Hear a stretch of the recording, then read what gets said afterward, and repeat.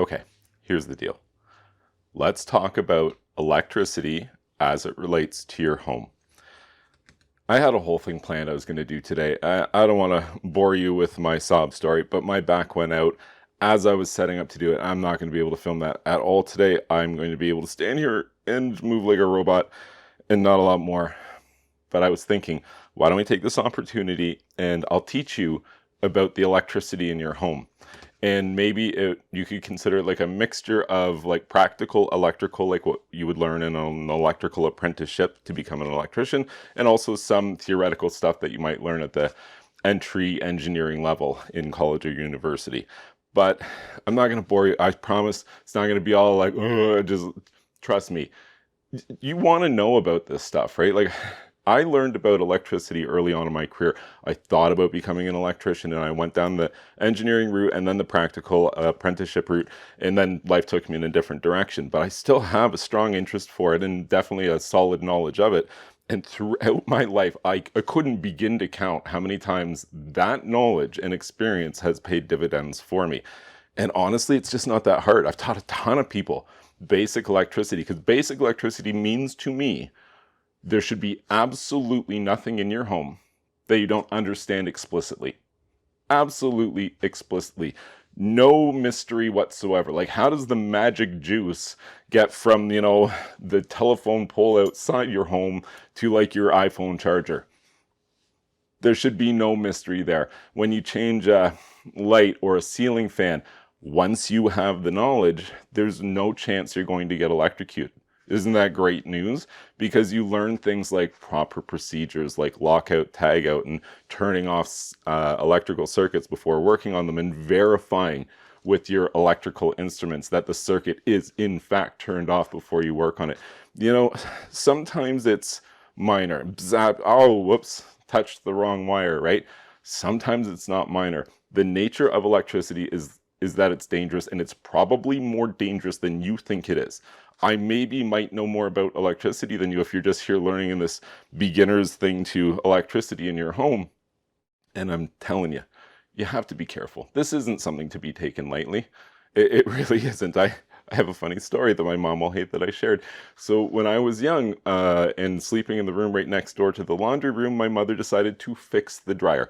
She had no knowledge or experience of what she was doing, and she began to take apart something that is actually quite dangerous because an electric dryer, is one of the larger draw appliances in your home. It has heavy wire and larger amperage circuits than regular. Plus, it's not 115 volts, it's 230 volts. It's really bad. And she was standing on wet towels when she did it. And it's a whole thing. I'm really sorry, Mom.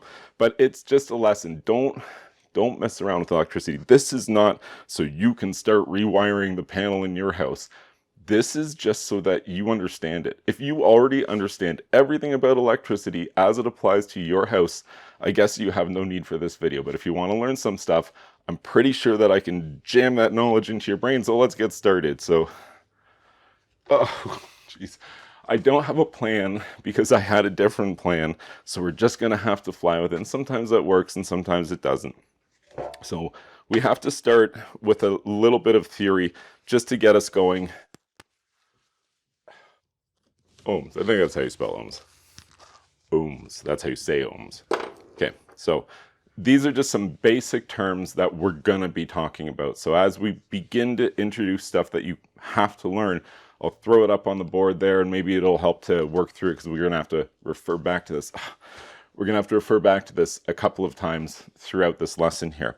And again, the goal of this lesson here is just to remove all the mystery. We should be able to walk to anything in your house that has electricity or has to do with electricity and like point to wires and say, what's that wire right there do? You should be able to answer that by the end of this, which is really cool because it's actually not super complicated. Like it is if you don't have experience, but even this lesson on YouTube, which is not a replacement for practical experience, but you will learn some stuff here. So when the wires come into your house, let's start there. So it's underground in some houses. Most places it's above ground. It comes from a pole. Commonly it's called a triplex. And it'll connect to a riser in your house. It'll run down the riser into a meter. That's the thing where they come and check and see how much electricity you're using. And from the bottom side of that meter, it will connect into the main panel, electrical panel of your home. And you'll be able to identify this termination point from the panel down, or from the electrical meter down to your main panel. The first place that wire goes, it doesn't go any other place first, it goes to your mains. This is the main circuit breaker of your house. If you didn't know anything about electrical panels, you could walk down into your electrical, or to your basement most likely, look for your panel, and just read the numbers on it. See how that breaker says 20 on it? Couple of 15s here. So these are for the individual branch circuits for different things. The mains say 60, 100, 200. So those are the mains there. So we've established where the electricity is coming from. It's coming from outside the house. It goes through a meter where they monitor how much you're using, and then it connects immediately to your mains. So now what happens from there? Well, from there you take the 100 amp circuit that we brought in, and you break it down into these individual branch circuits, and these will run to individual things in your home. You probably have a branch circuit dedicated to the refrigerator running in your kitchen, as an example. And if you go down and read your electrical panel, one of these, hopefully your panel's labeled, often they're not, but ultimately one of these circuits is powering that fridge. And this is where it's coming from. It comes from the service from the street.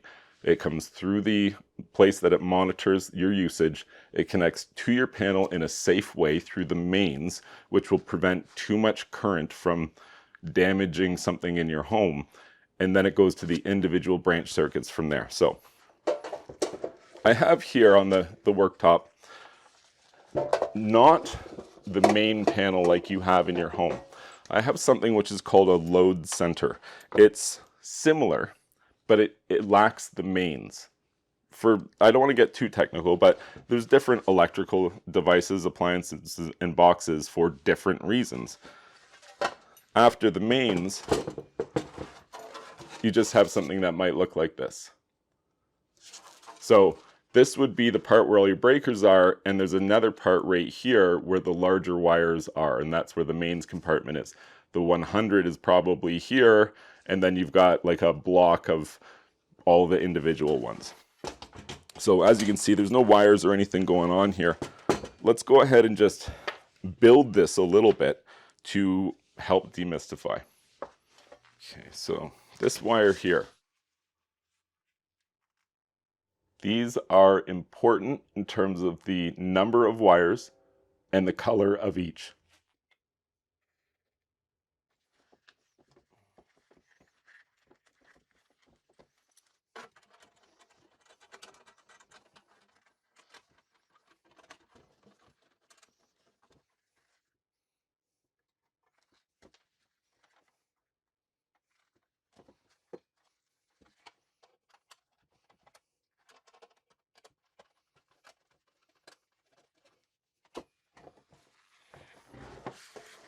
Okay, so I don't have the mains. It goes right past where the mains would be.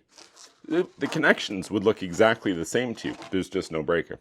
So the mains, as you can see here, we've got a green, a white, a red, and a black. It's very important. Green, white, red, black. So none of that was supposed to make sense to you. I just want yours to look like this so that you can see what's going on here and what happens from here. So just before I move on, I'll finish throwing some breakers in here of various descriptions, which we can talk about at a later point.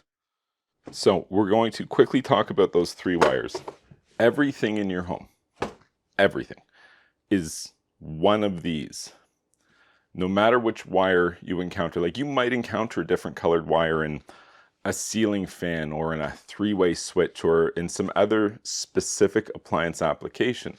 But the work an electrician does when they build your home uses this system exclusively. If you understand this system, boy, that demystifies an awful lot of what's going on in your home here. So we've built a panel just like the one you've got in your house here. We've identified that there's really only 4 things that we've got to make sure that we understand. Let's just dive into that.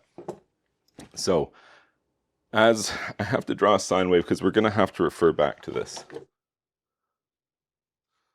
So that is our neutral, or 0 volts.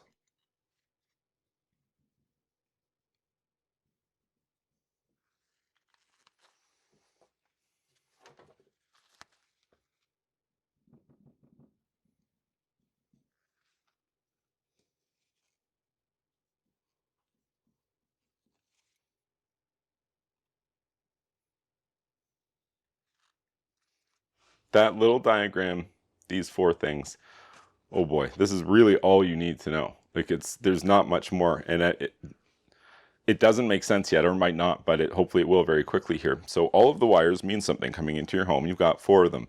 Green is the ground. It's I'll call it the reference point.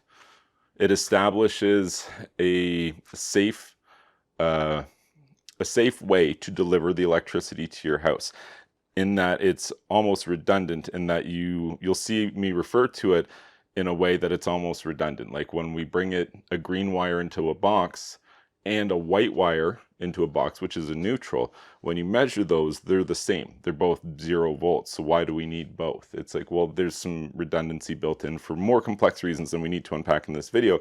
But for now, you're going to have a green in every box. And maybe probably was the one thing that you knew for sure. Green is ground, and normally it connects to, some sort of like the box itself that you're working on versus like the breaker or the switch, something like that. It's often denoted like that. So it's a reference point. It's 0 volts. So I guess it's also here on this middle line. Because we use alternating current in our home. Alternating current. And this allows us to have a situation where you can have a neutral conductor, a white one, and you could have a red conductor. You can measure voltage between them at 115 volts. Nothing too earth-shattering, right? Like, you're totally with me so far?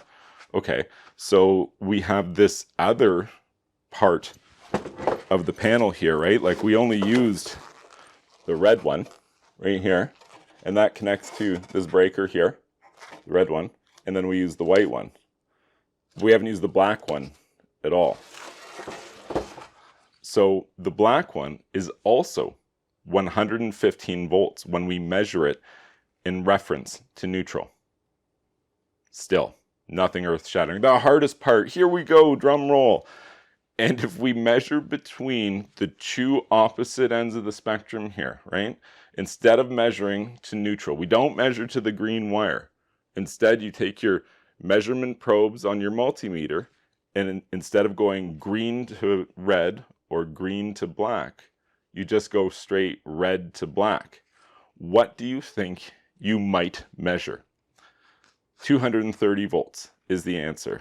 And that is the answer for basically everything in your home. Everything in your home is going to be smaller. Almost all of it is going to be 115 volt circuits.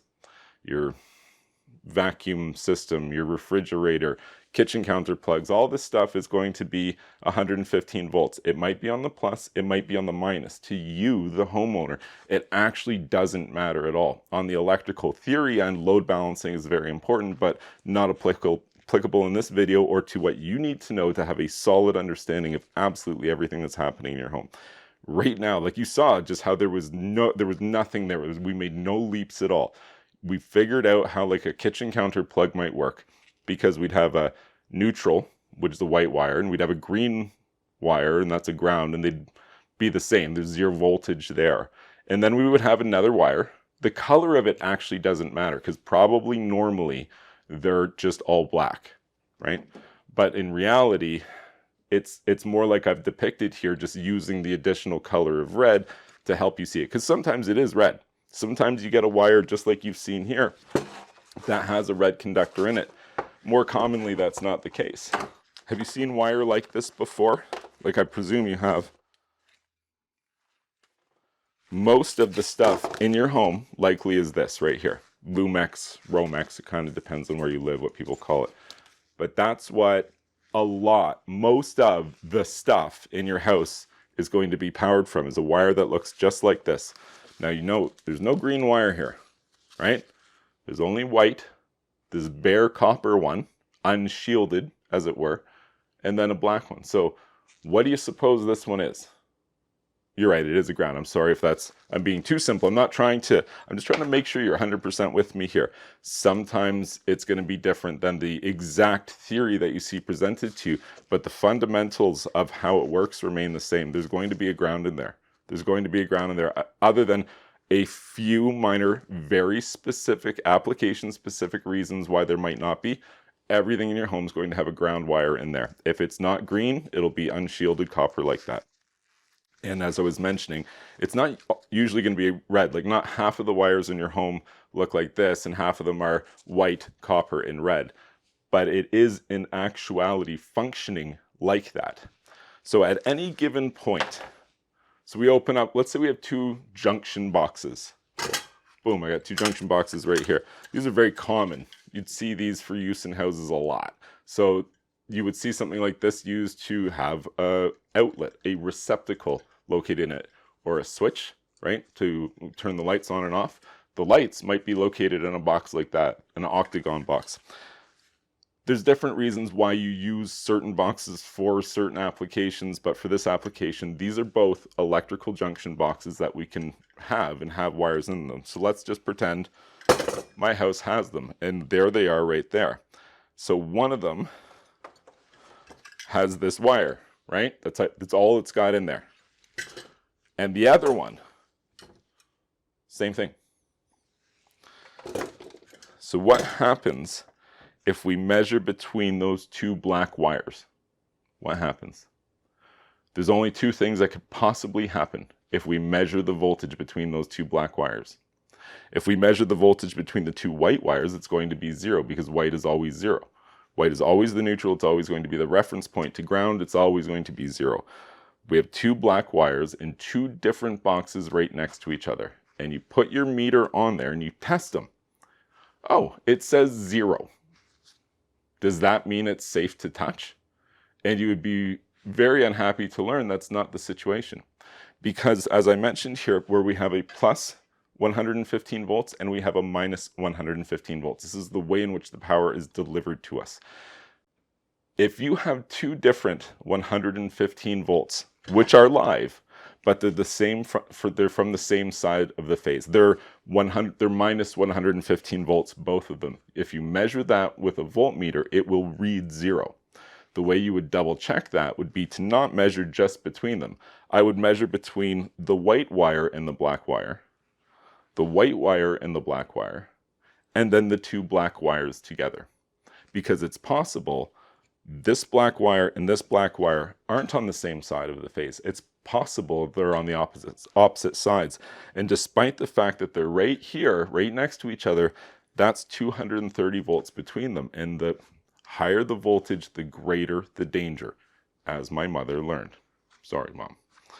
So we've covered a lot of ground here, and I don't know, I hope you're still with me. It's complicated, right? Like, being an electrician, doing electrical engineering, understanding all this stuff is complicated, but the amount of times that this applies to you in life are not, I couldn't possibly count how many times this information has been useful to me.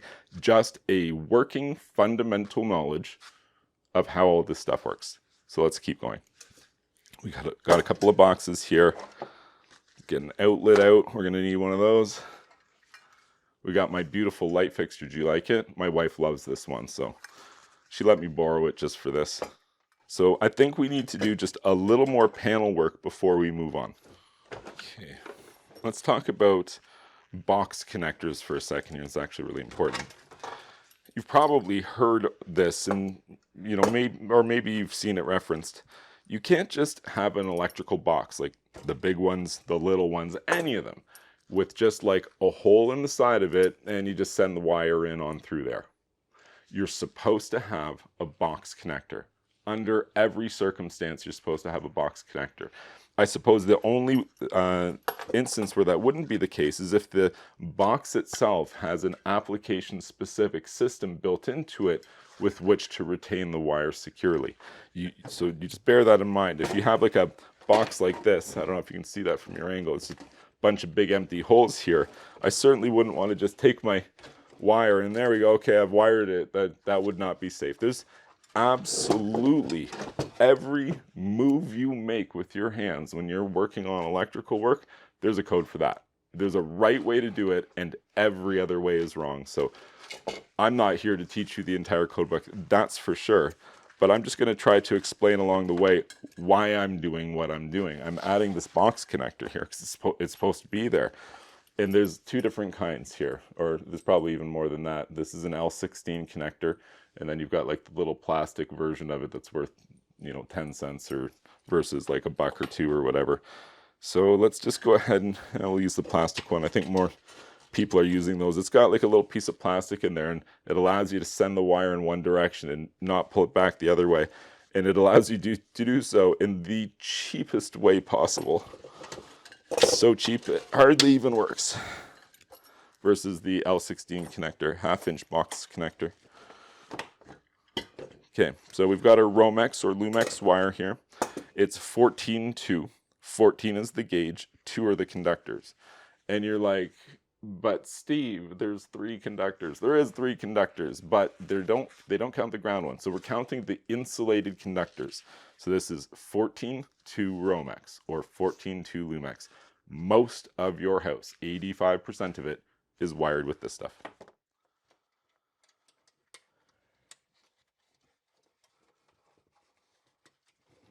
So, first thing I'm going to do here, just want to explain this because I think that electrical fundamentals should involve the understanding of how to terminate wires. Wire terminations are such a fundamental aspect. So, in my hand I have a moret. This moret allows me to terminate. It's a wire nut, it might be called. And it's got a little cone-shaped copper piece inside there with threads on it that allows me to connect these together. If you read the book on these, the way they work is you don't need to twist the wires together. It is helpful. It is recommended to have them at the same length. You can just square them up like that, or even better would be to cut them together, keeping your hand pinched. Don't move your hand at all. This almost ensures a solid connection here. And we don't need to crank the crapola out of this. It just needs to be pretty secure, and now we've made a connection here. And the reason why I've made that connection is because my copper wire wasn't long enough to reach the grounding lug, the grounding bus bar. And since I'm inside an electrical box, an electrical cabinet here, I can go ahead and do that.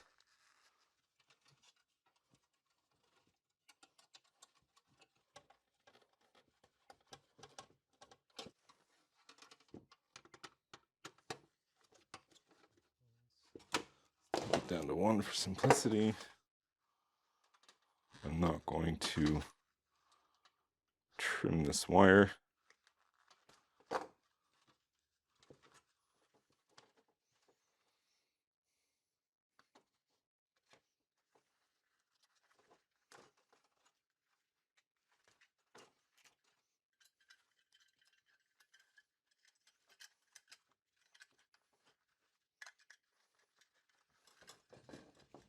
That makes my life a lot easier. So now, I don't know, here's an interesting thing. Let's talk about it. So that moret, the wire nut I put on, came off. By the book, when you read the instructions that come with the moret, they say don't twist it. Don't twist this. You don't need to. I've always had the habit. I don't know if my boss, the master electrician, instructed me to do it, demanded that I do it, or just allowed me to get away with it, or if it's just really that common that everybody does this. But even when I'm using a wire nut, I like to braid the wire, twist the wire together a little, and it really helps it to not come apart like that. It can take a little more strain. I was pulling on the wires in the box, this crappy little L16. It didn't really stop the wire from pulling in all the way. It put some strain on it if it had been braided together like that. So I've just shown you a thing that it says not to do. Weird, huh? Weird how that works, but that's the way that I was trained to do it. Maybe somebody can comment to a different degree if they have different training. But now we have the whole deal here, okay? So we have the panel. Talk about the panel real quick. See, we saw the mains come in, but now we have this wire coming in the bottom. The white one connects to the neutral bus bar. All those screws on a line there would be where all of the different branch circuits of your home have the white wire connected. Up in the top corner there, you can see there's a grounding bus bar. It's smaller in that case. Interestingly, instead of making that wire longer, I could have even just added another bus bar into the panel here, because that's how grounding works. You don't do that with neutrals, but in theory, that's a thing you could do with grounding. With the red and the black wires, those are the plus and the minus voltage coming in. I just want to show you. So I only have one breaker here in the panel for you to see. And actually, I'll mention as well, I have 14 gauge wire and a 20 amp breaker. That's that you don't actually do that. 14 would go with a 15 amp breaker. I would need a 12 gauge wire to go with a 20 amp. I hope you'll forgive me. It's the one I have. Don't notice that. Don't pay attention to that indiscretion. So we have the black and the red. I don't know if you can see. So there's two different pieces of metal that go across. Those two pieces of metal don't touch. They come real close to each other, like fingers hovering together, but they don't actually connect. Follow the path where the red wire and the black wire connect to those flat pieces of metal. Those flat pieces of metal connect to the metal tines, which are pointing upwards. Those tines are the friction fit mechanism for how you deliver the power from the wires into this system, such that we can have two different breakers right next to each other, like that. I can have a 20 amp or a 15 amp branch circuit, and then another one right next to it. If you were to measure between these two, you will measure 230 volts. That's how it works. Let's add a plug to our system. So right now we have one branch circuit. So I'll go ahead and I'll take this other one out until we need it. I just wanted to show you how that worked, how there's some of these breakers are going to connect to the red wire piece of metal. Some of the breakers are going to connect to the black wire piece of metal, and it alternates as you go. That's the way that the power is distributed. Right now we only have one breaker. It has a black wire and a white wire. I think we've learned what those are. The white wire is 0 voltage. The black wire is 115 volts. It could actually be plus 115 or minus 115. And here it is in here. I'm going to hope and double check. See, that would be on. That's no good, right? Like I know I'm real confident there's no power coming to this panel. But you would turn the breaker off, right? So now this has no power. Might as well crack the old multimeter out. I would turn this to AC voltage. It'll say V for voltage, and it'll have a line that looks like that with the alternating current sine wave pattern. That indicates AC voltage. You might have different voltage ranges, 240, 600, these are common. And then you take this and then you test your wires, which we know have no power, but it's like you don't do that. You test anyway to confirm. So we've tested there's no power here. So in your home, you probably have 50, 100 of these things, and they go to all kinds of different things, but most commonly, they're just going to go to an electrical receptacle. So let's talk about electrical receptacles here. We have 3 wires. If you went and opened an electrical receptacle in your house and it had 3 wires in it, you would totally know what those 3 wires are. And before you even measured it, you would be able to tell me what's going to happen. There's a white wire and a black wire. Everything's on. If we measure between it, what are we going to get? 115 volts, you bet. So right now, I'm handling the ground wire. Instead of a bus bar like we had in the main panel there, it just has screws that connect it to the box itself. That is ultimately what grounding is. It's an earth ground reference point. And so connecting to the main box itself maintains electrical continuity between these points. Okay, so I've connected the unshielded copper. We have the white wire here. It's going to be the neutral. It's 14 gauge. I associate that with the 14 on the wire strippers. I'm going to go ahead and strip this one as well. There we go.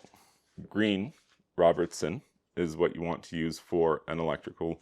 You might see there's a slot. You might think it kind of looks like a Phillips or a star-shaped driver would work as well. You should be using green Robertson for making electrical connections.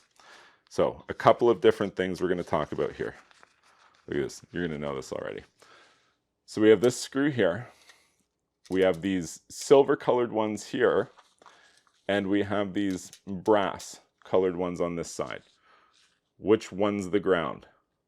Of course, the green one's the ground. You knew that already. So we have silver on one side and gold on the other, or brass colored. Does that matter? You betcha, it does matter. The silver always indicates neutral, and then the brass side always indicates the hot wire. So I want you to take notice, right at the end of my screwdriver, there's a small electrical tine which separates the top screw from the bottom screw. So there's only one reason why you will ever need to know this, but let's talk about it because it's in your home and I don't want any mystery in your home. Have you ever heard of a kitchen counter split plug?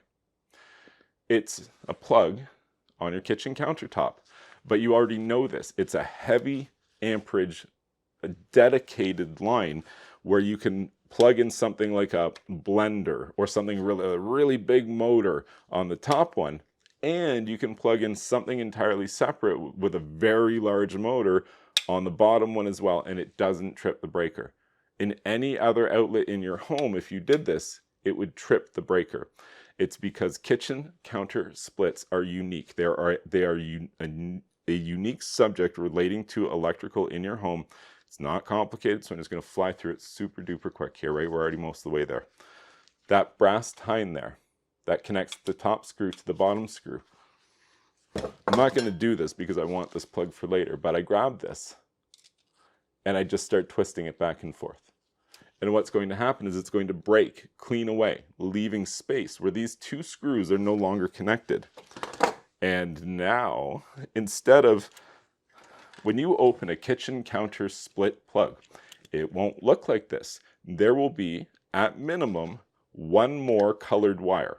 It might actually be red, or it could just be a second black wire. But in any case, this is an entirely separate circuit. So right now I only have one breaker in here. Well, to do a kitchen counter split, you'd need something like this. I would need to have a second one because I'm actually sending another one. Commonly, it's not going to look like that though. It might look like this. Those are pretty common, especially for space saving, right? You could pop that guy in there, but that's actually from a different electrical panel. That's a Siemens panel. This is a square D panel. You're not supposed to mix and match this stuff. So I'm just going to leave that out for now. But in regards to the kitchen counter split, once you break that tine out and we have a box, that box will have another colored wire in it. One colored wire will connect to the top. One colored wire will connect to the other screw. Those screws are not connected in the middle. Now we have one circuit up top and a different circuit on the bottom. That's how a kitchen counter split plug works. Every other plug in your home does not have that, most likely, almost all of them. That center tine will always be there, meaning that the top screw and the bottom screw on the same side, electrically speaking, they are considered the same. They're the same screw. So much so that I could bring a circuit into this box and connect it here. And then I could connect another wire on the bottom and continue on off and to power something else. In fact, that's how that works when you open an electrical box and it doesn't have just a single wire in it. It's like a treat as an electrician when you open a box and it has a single wire in it. More often than the box is just puking out wires, and as soon as you touch stuff, things are shorting out. Like, it's unfortunately the way a lot of electrical is done, and it shouldn't be that way because there are, of course, as I mentioned earlier, established codes for each and every last thing that you do and touch in regards to electrical work. And I don't aim to teach you the electrical code of wherever you might be living.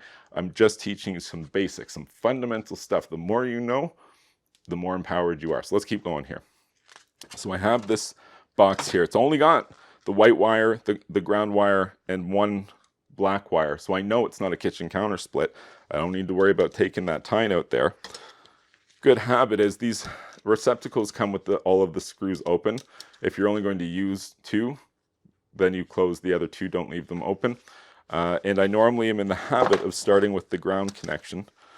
Make a hook. See how the wire strippers have these two holes right there? I'm going to put this bare copper wire through just a tiny little bit, and I'm going to bend my wire strippers over.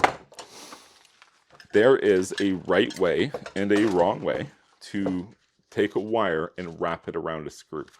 As I tighten the screw, I want it to grab the wire and tighten further around. If you go the wrong way, as you tighten, it actually doesn't grab and pull the wire tighter. It spits it off, and that's the source of a lot of dangerous electrical work and electrical connections. So it's of critical importance. Once you've bent that hook, I hope you can see it. So the candy cane is pointing this way.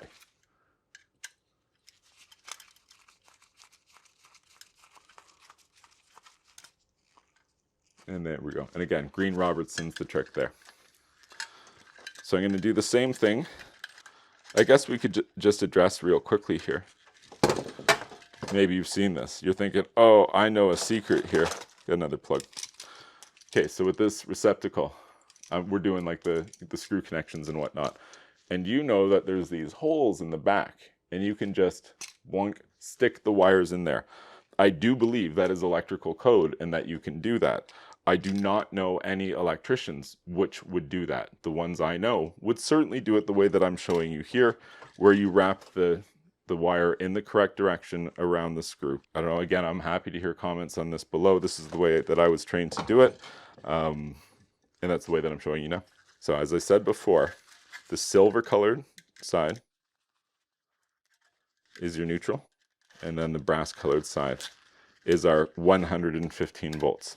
Could be positive 115 volts, could be minus 115 volts. Doesn't matter to this outlet. This outlet's going to work just fine. Another thing that's not code, I do believe you can just send this plug right on in there without any tape. Maybe even you're supposed to do that. But again, this was just something that I was taught to do and I got in the habit of doing. And if you tape up your outlet or switch or whatever you're working on, it really helps to prevent like shorting of wires. As I mentioned earlier, if you get into a box which is busy and has the maximum amount of wires that you're allowed by code, it can still be a lot in some boxes. And especially if you're dealing with like heavier gauge wires and things like that. Fold the wires. Don't, that's kind of the way that I was taught to do them as well, as fold them to get them back in the box. I cannot endorse this random thing to you highly enough. Replacement screws, electrical helper accessories for wiring devices. Oh man, it's awesome to have one of these. If you're an electrician, you've got everything, of course. If you're just like a homeowner with a minimal kit, this is just so, in the world of electrical work, the screws have a fine thread. They're easy to strip. They're also small. You can drop them. You can lose things easily. Like, how many face plates for electrical switches or outlets in your house have 3 of 4 screws? Something like that. Or one of them's the wrong color because you didn't have the right one. This random little box of electrical helper accessory screws, which includes screws for like receptacle covers, but also like this box into this this receptacle into this box here. Convenient, because that's exactly what I needed. Totally find yourself one of those. You'll throw it in your hardware kit. It'll last you the rest of your life. But, I mean, it's just so convenient. This is what it looks like in your house, right? So if you haven't seen it all before, you've at least seen it come together from the end. Like, you'd have drywall too, right? See how the box is standing proud of the studs of the home a little bit, leaving some room for the drywall there, so you can have a nice clean finish with a box that finishes flush. So put that guy aside. Now you saw what I did there. It was a black wire, white wire, and a green wire. You saw where all of them went here. You know that this breaker's off. You also know that there's no power here, but right now, if I did that, I can plug in my whatever and get to work. So that's great. And if I did that and turned it off, it's now off. So I think we've learned a bunch right there. Okay. So I said I would leave no mystery to you. Let's talk about something else. I can't plug this guy in here because even though it's a square D breaker and this is a square D panel, it's a different style, and so I can't do that. I can't actually plug it in and wire it up for you, but I can talk about it, and you can just pretend it's right there, right? And I'm going to run a new wire into here, but this one isn't a single. It's twice as wide because it's a 230 volt breaker and not a 115 volt breaker. So remember the metal on the back, it alternates, right, between the black wire and the red wire. So that's what we've got here. We've got One side is going to be connected to the black wire. The other side is going to be connected to the red wire in a different style of panel, both made by Square D. Okay, so we have this together. Wait, I guess I should have told you the most important part here. Very sorry. We have 2 screws here. If I plug this in here and I run a wire into this panel, the 2 screws here, one will have a black wire, one will have a red wire. Now we have a larger potential electrical line. It has more conductors in it. Here's one right here. So this is also 14 gauge wire. It's small wire. It's a different style. This is a cab tire versus a romex or loomex. But as you can see, we've got the green ground, the white neutral, and then we have black and red. And that's going to be our plus and minus 115 volts. So if we have this guy running into the panel here, and I'm going to connect it to this breaker, right? The red and the black are going to connect to the breaker. The white and the green are going to connect to the white to neutral, green to ground.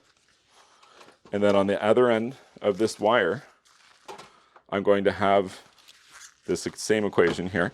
This one's already stripped and open, so we'll use this. Even better. I didn't see this one. All right, this is even better. Okay, we have the perfect thing here. Look at that. So if you have one of these, this is going to be for very specific things in your home: a dryer, electric dryer, or an electric stove. Those are the largest draw appliances in your home. Sorry, I guess I'll mention, or your arc welder, because this is for my arc welder, and it could be for yours too, but probably not. It's probably for your dryer or for your electric stove. Look at the end here. I think it even says on there, but without even saying what those 4 different conductor pins are, you probably know one of them is going to be a ground, one of them is going to be a neutral, and then we're going to have 2 different hot conductors. Very likely one's going to be plus 115 volts, one is going to be minus 115 volts, and that allows us to deliver 230 volts to this appliance, this heavy draw appliance. And do you know what I mean when I say heavy draw? When I mean heavy draw, current is what draws. Current is like water which flows in a river. Voltage simply is potential. It's literally another way of saying voltage is potential difference, is a technical way to say voltage. So current flows in a circuit. And that's what we're doing here, is we're creating a circular pathway for this current to flow in your home. The amount of current which flows depends on the draw, the amperage draw of the appliance you're talking about. Some have a small amperage draw, like your charger for your iPhone. Some have a large amperage draw, like a dedicated plug for vacuuming or for your refrigerator. Some of them have, that's not even enough. You need even more, like a stove needs more, or an electric dryer needs more, and you just can't get there with that 115 volts. So that's when, for these larger, heavy current draw appliances, you would need a 230 volts versus 115 volts. I could tell you why. I'm just telling you what to remember, and I don't know if that's useful because it's hard to remember. But here's the deal. Voltage and current, they have a direct relationship in the world of electrical theory. They are inversely proportional.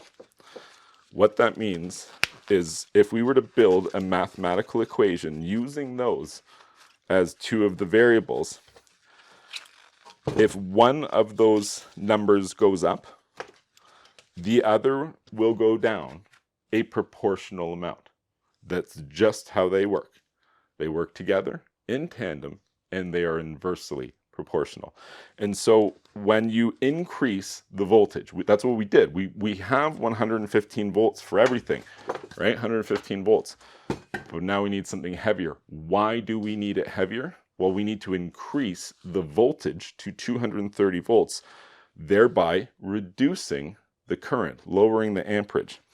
So now it gets into a little bit more technical as to why do we reduce the amperage.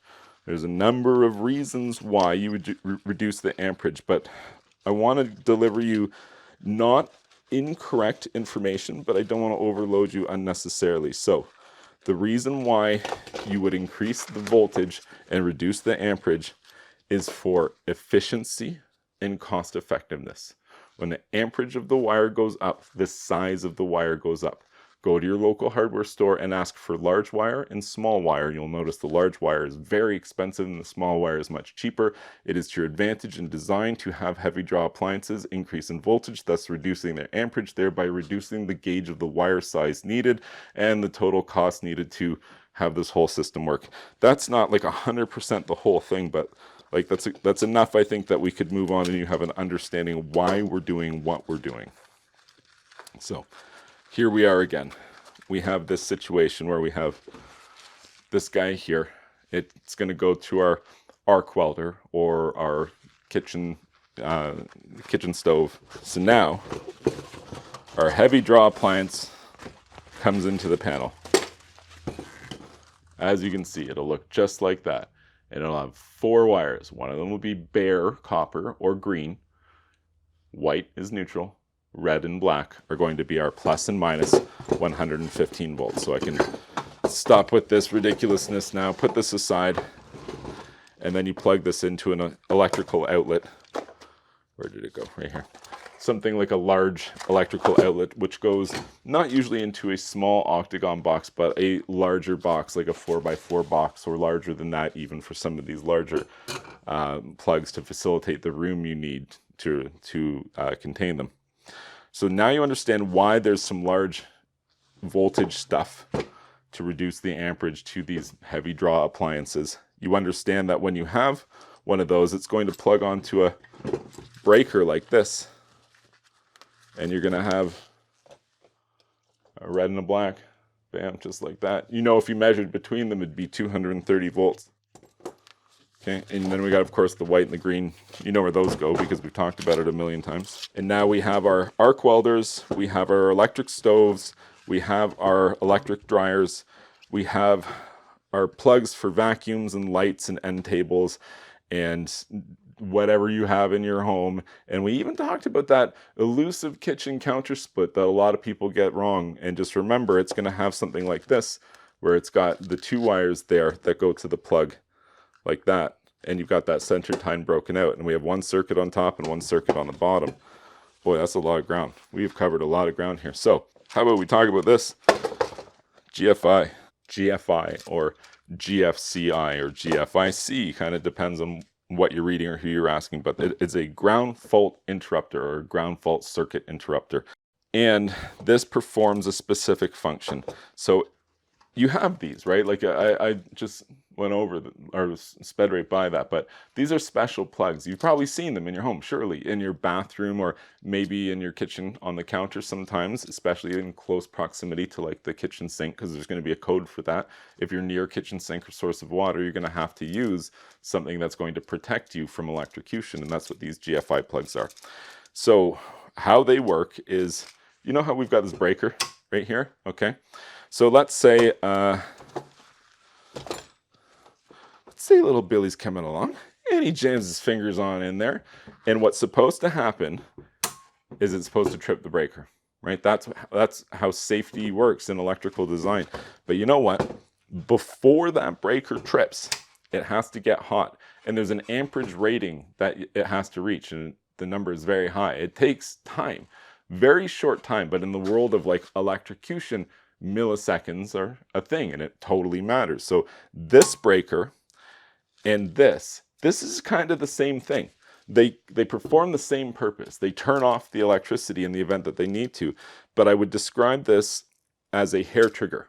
This is a hair trigger for some sort of fault in the circuit. If it detects a fault like this one did and when it turned off, this would do it 100 times faster. And there's times where it matters a lot, and the times that it matters the most are usually in proximity to water. And so that's why you might have a GFI.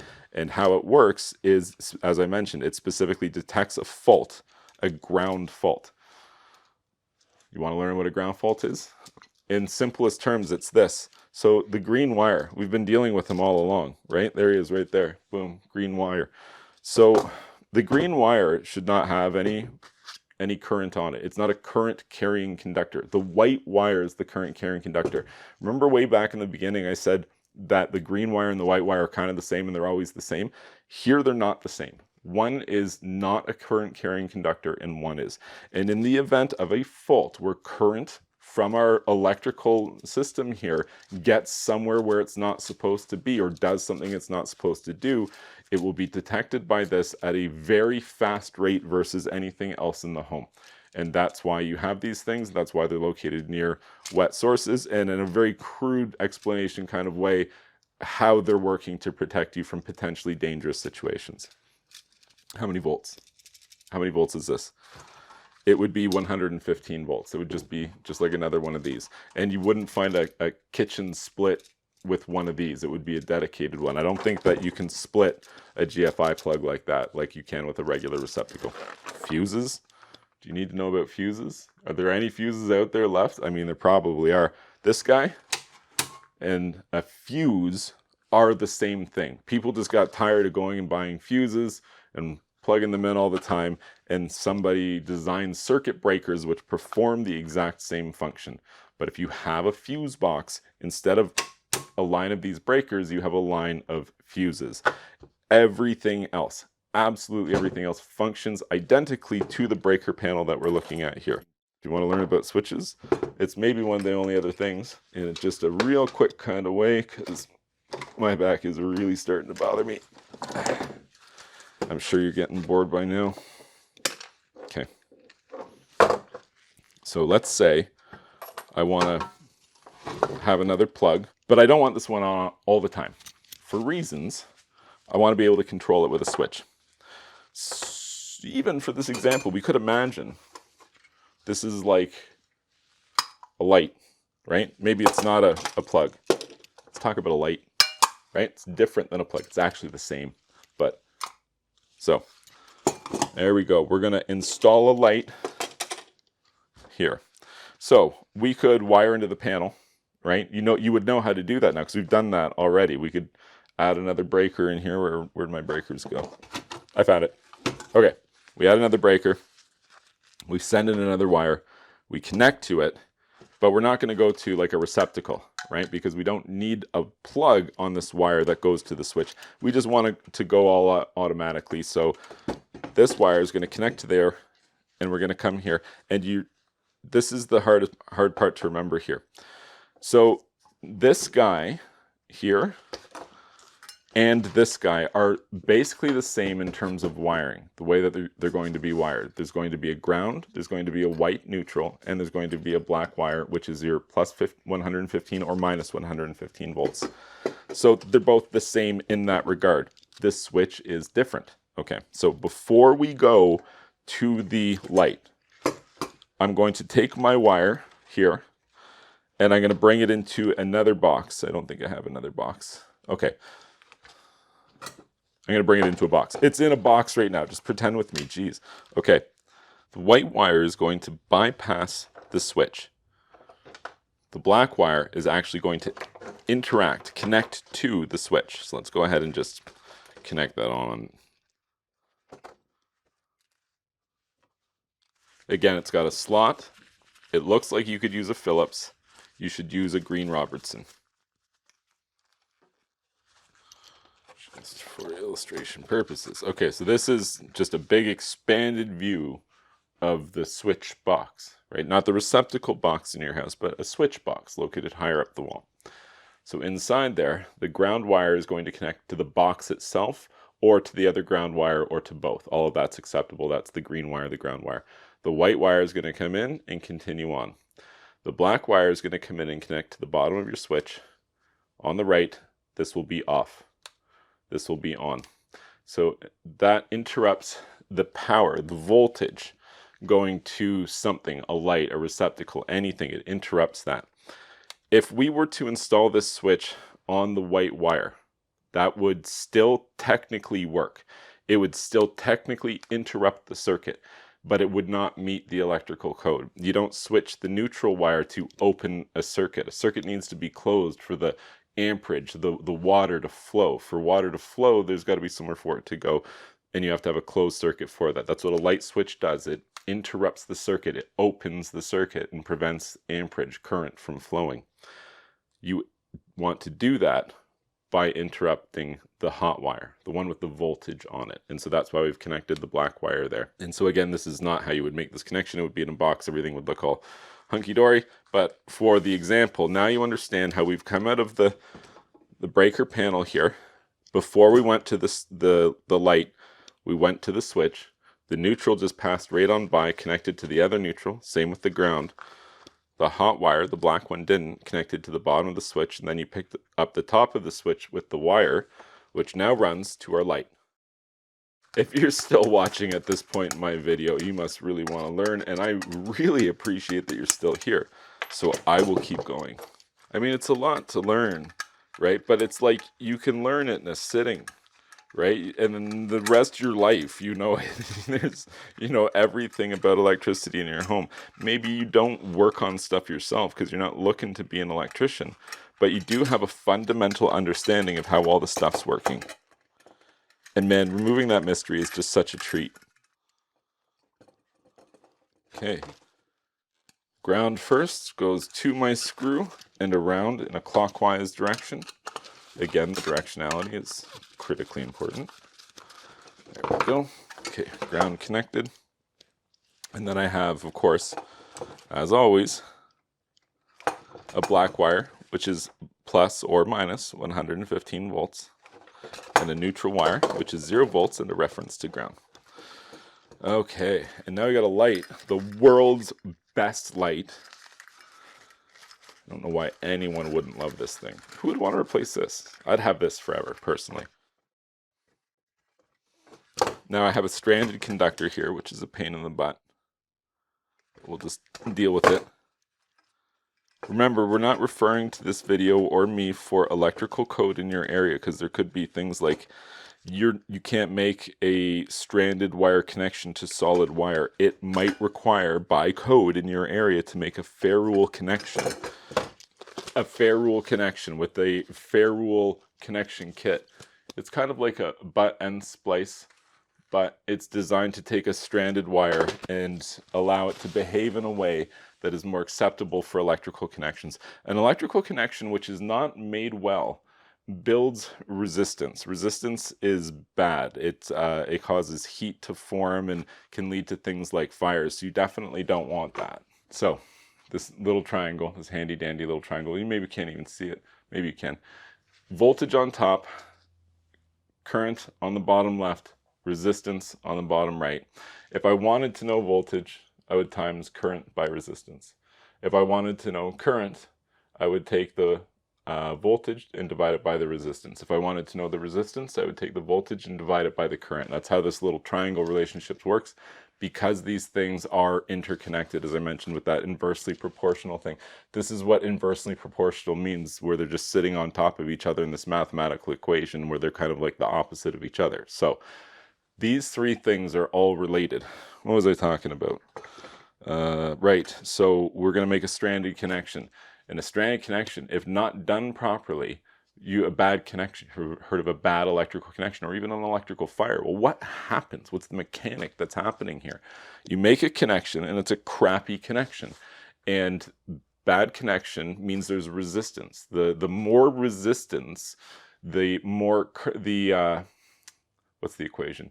The more resistance, the more heat that's going to be generated in this circuit. So there's not supposed to be resistance in the connection. The connection itself is supposed to be very secure and low resistance. That's why we use wire nuts for terminations and approved ways to do things, so you don't end up with loose wires making bad connections with a high resistance.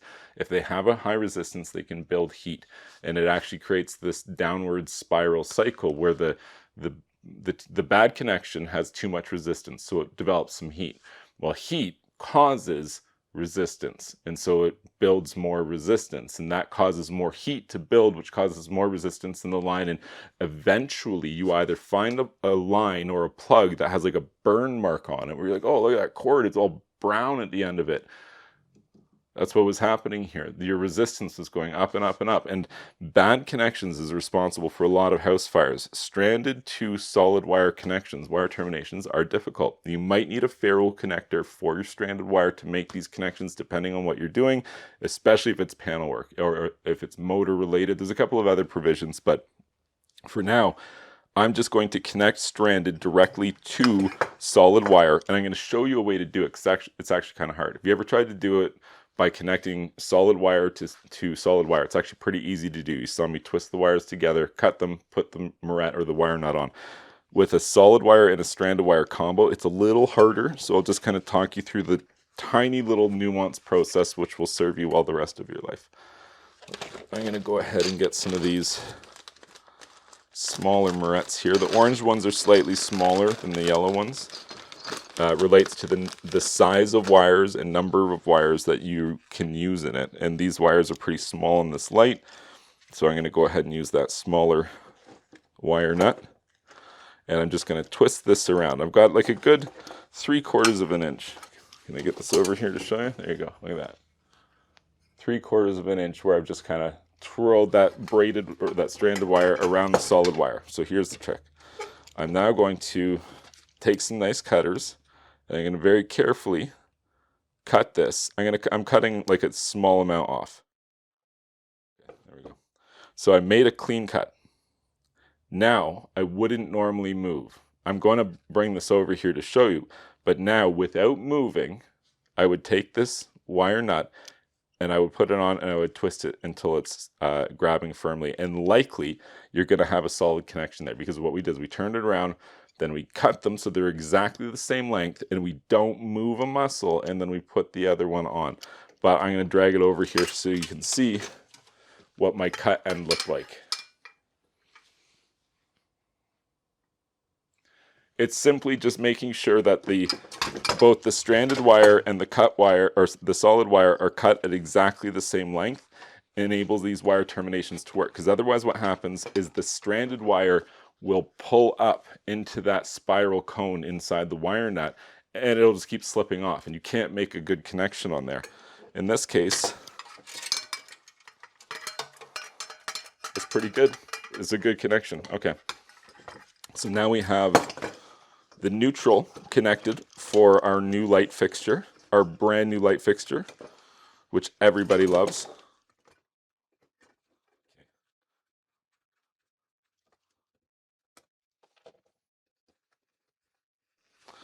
Okay, ground is connected.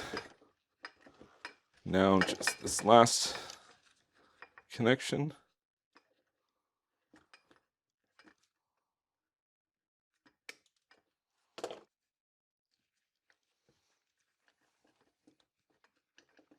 Alrighty, so green to ground connected together, or bare copper, the white to white, the black to black. That's what you'll see inside of the light fixture here. And then we close that guy up, and bada bing, it's mounted. This one goes like this, or it could be from the ceiling with a different style. And again, on this end, tracing this light all the way back to the panel, the first thing that happens is this wire from the light is going to go to the switch. Inside of the switch, again, the black wire is the one that we're switching. That's our circuit interrupter there. The white just carries through the box and onwards to our panel here, where it runs inside the panel. The black wire connects to the breaker. That provides our voltage. The white wire connects to the neutral bus bar. The green wire connects to the grounding bus bar. You see, it's really not that hard. Like, boy, is there anything we didn't cover here? Okay, there's only one more thing. One of the harder parts of home electrical is a three-way switch circuit. I need to draw this somewhere. I think you remember this part. This part is the easiest part. You definitely remember all that. So we've got our house. We got the wires that come in. Yeah, like the red ones, black ones.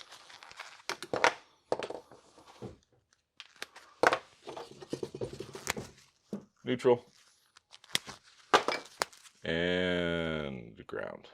Okay, so it comes into the panel, right? So it comes into your house because it comes down your house and it goes into a meter with some numbers on it. And those are the numbers that they're going to make you pay for. From there, it goes down, usually into your basement, into your electrical panel.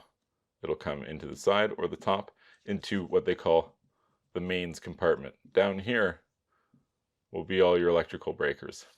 This top part probably only has one, and it probably says 100 or 200, and that's the electrical mains here. So we bring that in, connect that. It's all just a refresher of the stuff we've already done, that and that. Same with these guys. Bada bang, they come over. They come over into the panel. Okay, so now what we're going to do is we're just going to go down to these three. And we're going to come out from our electrical panel, bada bing, and we're going to go right to a light switch. Okay, so the light switch, right there, it's going to be a box. So inside the box, we're going to have a black wire. I'm just going to leave that open. Black wire. We're going to have a neutral, which I'm just going to show with the blue. Of course, we're going to have the green ground coming in there. I don't know if you can see that.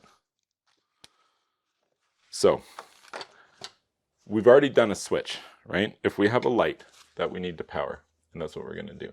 We're going to have a light, right? This light needs power. I think that might be a light from electrical notation. So we talked about the switch before, where we just have the two wires coming in, and then we interrupt the hot wire, and we just send a black wire and a white wire to the light, right? So that's here, because we have a black wire and a white wire on this light. Right here, we have a black wire. Right here, we have a white wire. And that's a light, and we need to apply the power to the light. Okay, so here's the thing with a three-way switch. There's two sets of boxes. One box is usually at the bottom of a set of stairs, one box is usually at the top of a set of stairs. But inside this box, we have the same thing.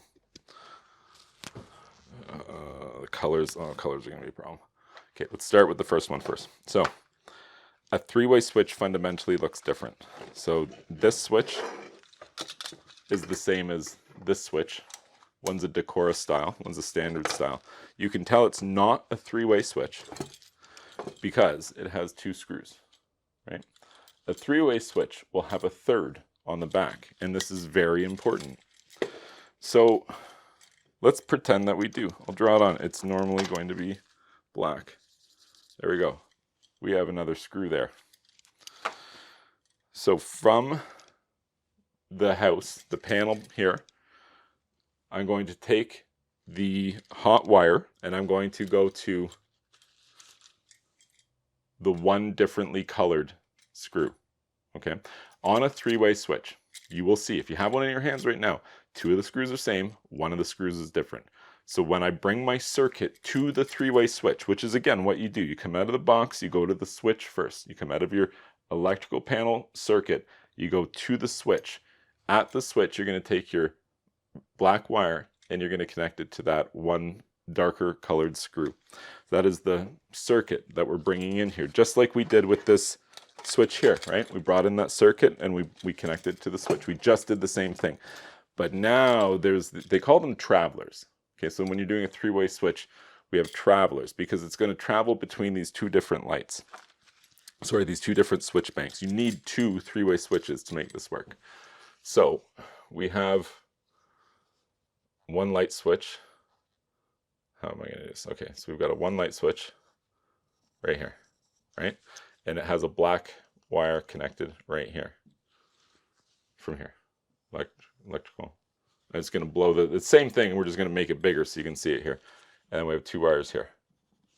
And then we have another box.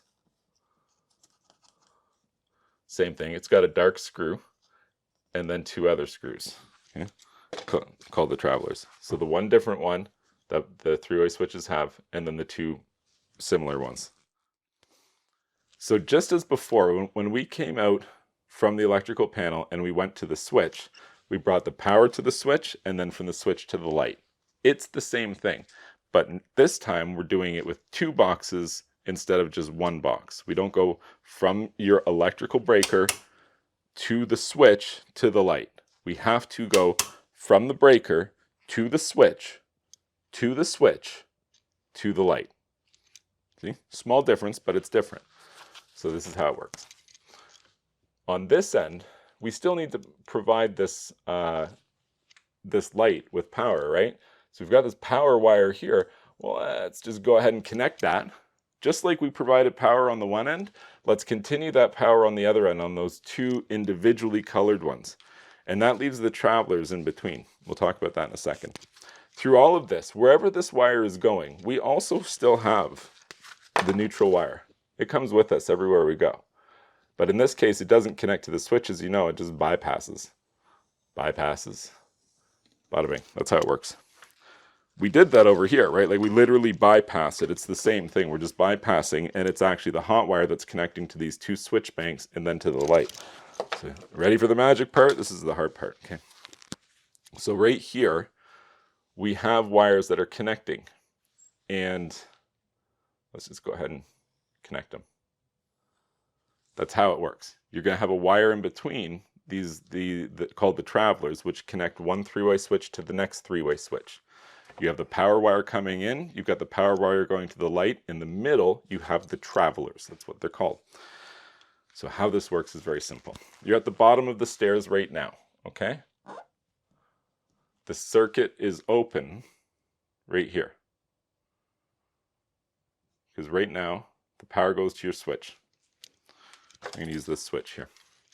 So remember I said that we have our wire connected there. I'm actually just going to stick this guy right on here. Oh, perfect. It's even the same size. And the wire is right in the right spot. I totally did that on purpose.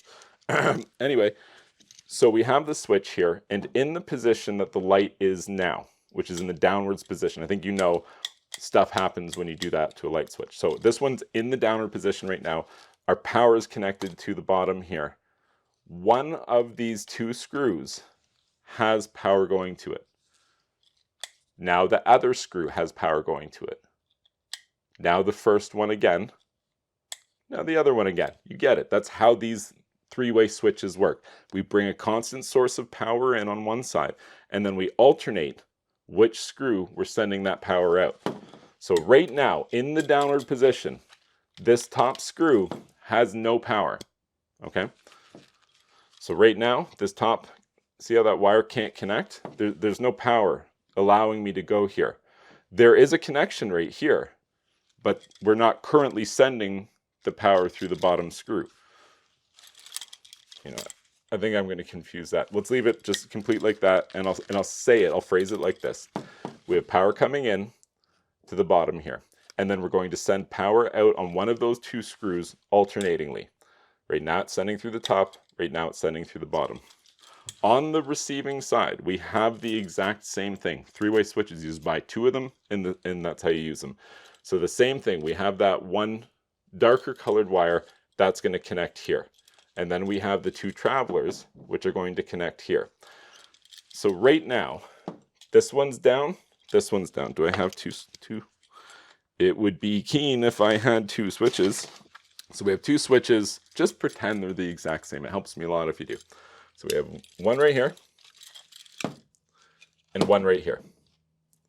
They're both in the down position, okay? So right now, the power comes into the switch box, and with the screw in, or with the switch in the down position, we are sending current out the bottom screw, and it's going here.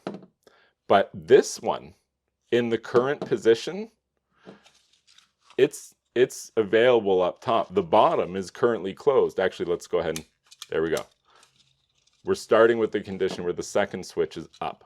Okay, so we sent the power along the bottom here, or we tried to, more so, but we couldn't because only the top screw right now is connected to the other side. It's the exact same thing we're doing on this side, right? Remember, the power comes in and it's either going to be sent through that screw or the other screw, or that screw, or the other screw. When we receive it and send it on, we receive it through that screw, or that screw, or that screw, or that screw. So that's like just a simple way to describe what's happening here, because when you have these two three-way switches, let's say right now the light's off. If I change either one of these switches, either one, the light turns on. Because right now, remember, we're sending power in through the bottom switch, but the top one is up. So we sent the power along, but it was waiting to receive it up top. It can't send the power on in this condition. If we were to change that, now the power or the current is able to flow into the bottom switch and onwards to the light, and it turns the light on. But from a totally different area of your house, at the bottom or top of the stairs, you hit the other light switch. Well, now we've just changed the condition again, where we did have power going through the bottom and it was matching with the condition of the other switch, but we changed it again and we sent the power through the other traveler to the top of the switch, which is not currently connected to the other side of the switch. Thereby it can't send the power onwards, the current onwards to the light. It interrupts the circuit.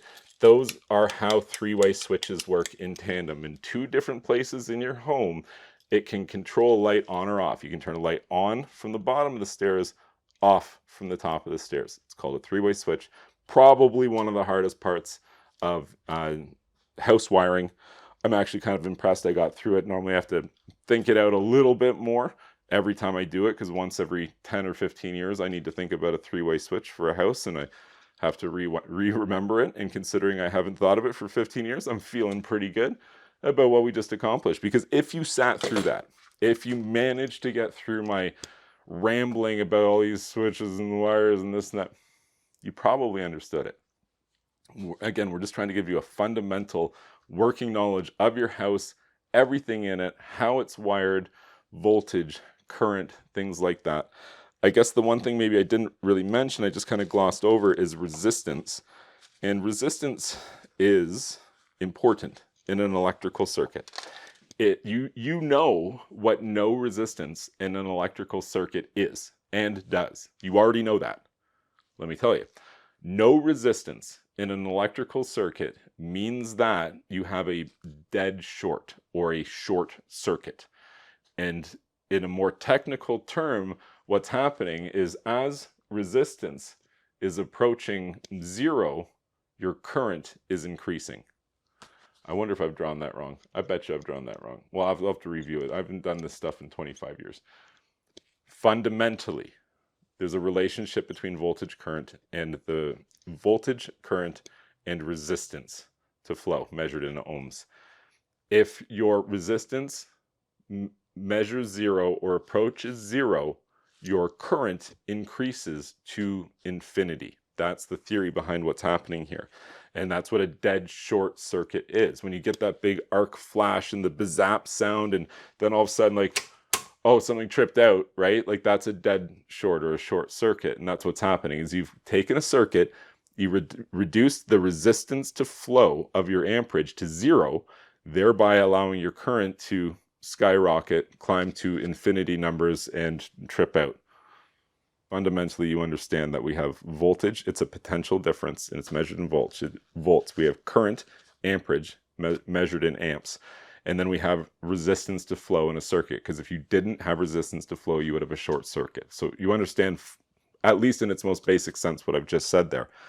These three things equal every part of your home. Just if you understand that there's a relationship between these things, as far as your level to interact with an electrical outlet or a switch or even a breaker panel or load center for that matter, you don't need to pass like a college level exam here. You just need to understand voltage is volts, current is amps, resistance is ohms. These things are related. Sometimes they're inversely proportional. Houses have 0 volts, plus 115 volts, and minus 115 volts, and the spread of 230 volts in between them. I think we're right near the end here. Like, we even talked about three-way switches. I did not think I was going to do that. Can I just say one more thing?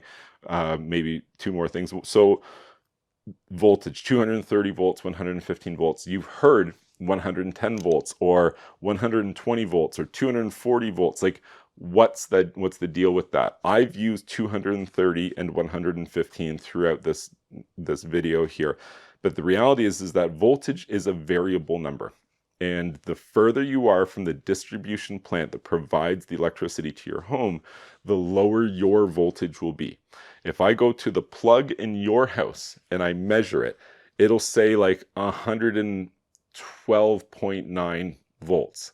I'll go to the plug in my house and it'll say like 116 volts, because we're different distances from the electrical distribution plant. And the further that the electricity has to transmit, the more losses, efficiency losses, which are experienced along the way, ultimately leading to the fact that voltage is variable. I think that 115 and 230 are the most commonly used terms, but 110, 115, 120, all interchangeable and correct. Same thing with 230, 240. You know, it really just comes down to, I think, regional and the level of technical and electrical training of the person that you're talking to, how they will refer to it. But just so you know, it's all the same thing. If you say I've got a 110 volt plug, or a 115 volt plug, or a 120 volt plug, those are the same thing.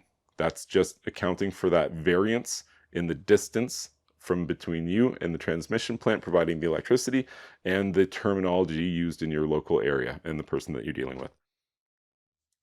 Is that it? Breakers, breaker panels, load centers, loomex wire, GFIs, lights, receptacles, theory, sine wave patterns, box connectors, morettes, solid wire, stranded wire. What have we missed? There's different kinds of wire. I kind of mentioned some.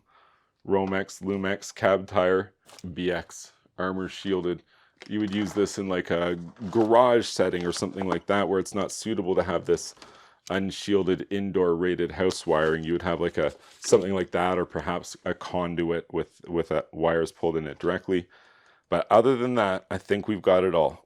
We've talked about everything from the point where it gets into your house to the individual outlets, the different kind of outlets, the wire terminations, the most difficult part, which is three-way switching for lights, different size breakers. Did we talk about different size breakers? I briefly mentioned that breakers are related to amperage. Like these ones are 15s. That means it's a 15 amp breaker, and I would associate that, according to electrical code, to be a 14 gauge wire. 15 amp breaker, 14 gauge wire. 20 amp breaker needs a 12 gauge wire, so on and so forth. For every amperage size breaker, there's an associated current conductor size that you must be using. So again, this all falls under, there's a specific code for each and everything that you would touch to do with electricity in your home. There's no just guesswork involved, none whatsoever. Multimeter, I talked very briefly about just how to test. I've got a multimeter here. I'm going to turn it to 600 volts AC. Where is it? Right there, 600 volts AC. It says 600, and I see a little squiggly sine wave. That means alternating current. I'm going to take my black, and I'm going to touch the box, the ground, which is the bottom. There we go. Let's hold it like this so you can see it a little better. When I'm making my tests here, I can put the black one in through the bottom of the receptacle. That's the ground pin. You can just test right on the side, or you can try to jam the probe into the receptacle, but not all receptacles will allow you to do that without damaging them. So I'm just in the habit of testing from the side. So I would test like this. So I would take one probe and I would hook it to the box. I would take the other and I would touch right here. Or I would touch right here. I would touch right here. That's the way in which you would make a measurement here. As you know, we've been dealing with nothing powered this entire time, so I'm not able to show you here just what it looks like as you do the measurements, but that's the way in which you use the measurements.